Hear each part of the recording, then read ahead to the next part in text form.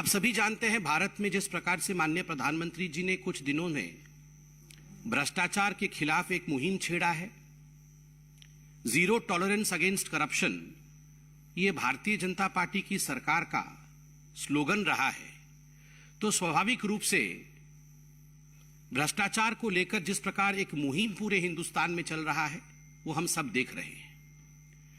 सही मायने में भ्रष्टाचार और घोटाला वर्सेस विकास और स्वाभिमान की लड़ाई आज पूरे भारतवर्ष में चल रही है। आज एक प्रमुख खबर सामने आया है और यह खबर नेशनल हेराल्ड को लेकर है। आप सभी जानते हैं कि जहां तक नेशनल हेराल्ड का विषय है, 2013 से नेशनल हेराल्ड पर केस चल रहा है और सोनिया जी और राहुल जी अक्यूज नंबर 1 और अक्यूज्ड नंबर 2 दोनों ही बेल पर बाहर हैं।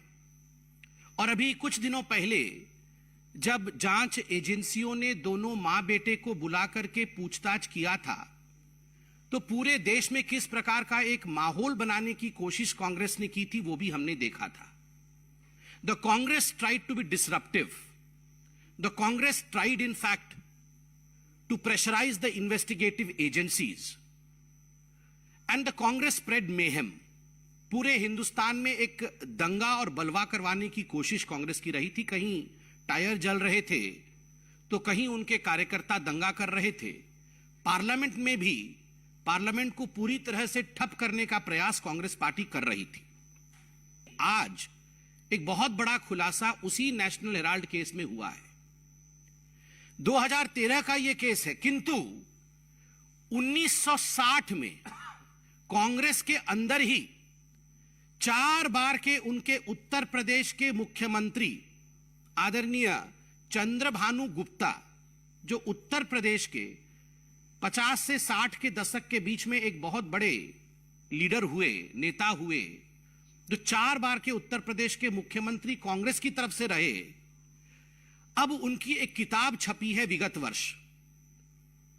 गुप्ता जी को स्वर्ग सिधारे 4 दशक हो चुका है, मगर उन्होंने अपनी जीवनी लिखी थी। जीवनी का नाम है सफर कहीं रुका नहीं झुका नहीं। उनके इस जीवनी में जो उन्होंने दशकों पहले लिखा था, 60 के दशक में लिखा था, उनकी मृत्यु भी हो गई है। अब वो जीवनी छपी है और उस जीवनी में जब नेशनल हेराल्ड के बारे में आप पढ़ेंगे तो अंग्रेजी में एक कहावत है, डेजा वू। आपको ऐसा लगेगा मानो हू बहू वही सब कुछ आज फिर से रूपांतर हो रहा है, फिर से उसी कहानी को दोहराई जा रही है।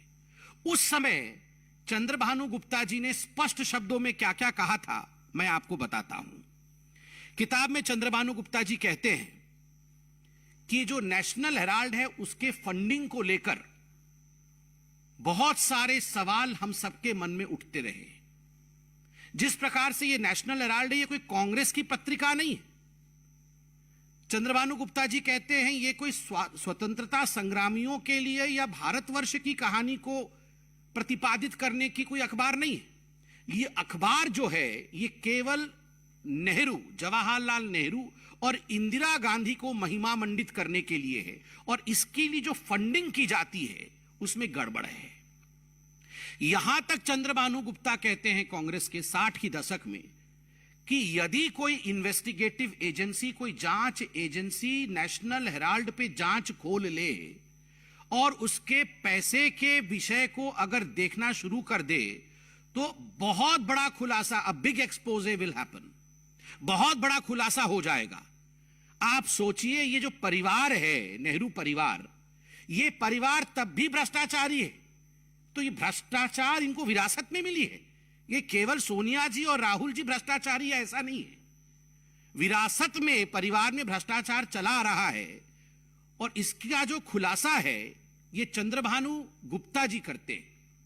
उनके खुद के 4 बार के मुख्यमंत्री करते हैं। और आगे चंद्रभानु गुप्ता लिखते हैं कि नेहरू जी को इस पूरी कंपनी का डायरेक्टर बनना था, इसलिए किस प्रकार से उन्होंने कई बड़े नेताओं का नाम लिखा है, पुरुषोत्तम दास टंडन, शिव प्रकाश गुप्ता, आचार्य नरेंद्र देव और खुद चंद्रभानु गुप्ता, कि हमें फोर्सफुली अपने जो शेयर्स थे उन्हें बेचने पड़े ताकि नेहरू जी के पास 100 शेयर आ जाएं और वो कैसे भी येन केन प्रकारेण डायरेक्टर बन जाए ताकि कंट्रोल उनके पास चला जाए। और अगर कोई इन्वेस्टिगेटिव एजेंसी नेशनल हेराल्ड को इन्वेस्टिगेट कर लेगी तो बहुत बड़ा खुलासा होने वाला है। ये 60 के दशक में चंद्रभानु जी ने कहा था। और मैं तो कहूंगा गुलाम नबी जी केवल अभी नहीं है, उस समय भी कांग्रेस के अंदर गुलाम नबी जी थे जिन्होंने सच्चाई को सामने रखा, सच्चाई को उजागर किया और जो कांग्रेस के अंदर की गड़बड़ियां हैं उन विषयों को जनता के बीच रखा।